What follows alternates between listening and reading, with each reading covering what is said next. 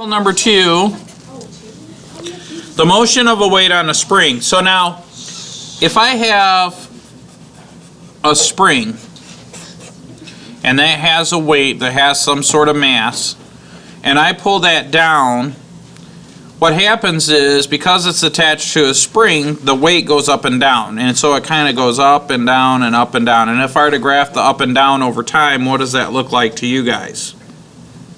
Cosine?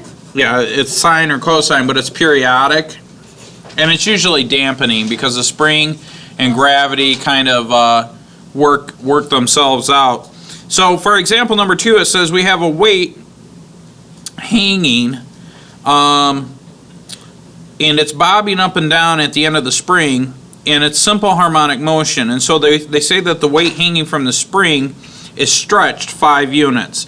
So this is where it starts, and then it stretches 5 units down beyond its resting point. So this is the resting point. And if we were to go 1, 2, 3, 4, 5 units of measure, I don't know what that would be. So it's stretched down to here. Alright? And what's going to happen when you let go? It'll go up. Right? And so they said that we can model this behavior, the position S. So this is the number 5. And the position S can be 5 times cosine of t. T meaning seconds.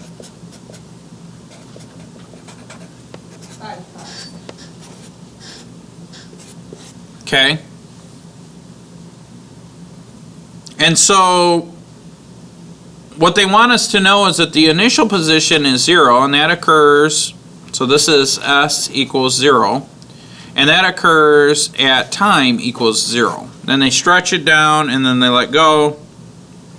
Oh no, wait. I read that wrong. It said that time equals 0. So you Yeah, because what's cosine of 0? 0. No, what's cosine of 0?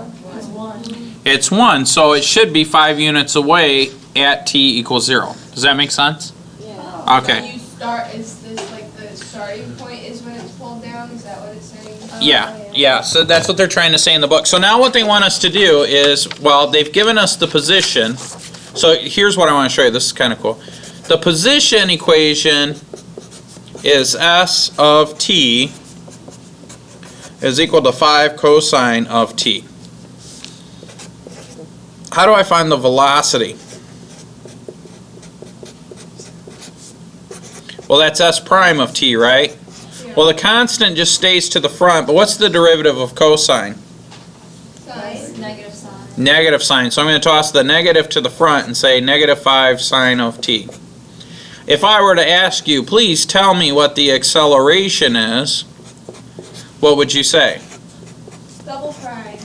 Double prime, which is what? Negative cosine. Negative 5 cosine of t. Why is it the double prime, though? Well, it's double prime of the original, but we're just taking a derivative of the previous one, right? Because that's how you find acceleration now. So that's what they wanted us to do. Do they want us to do anything else?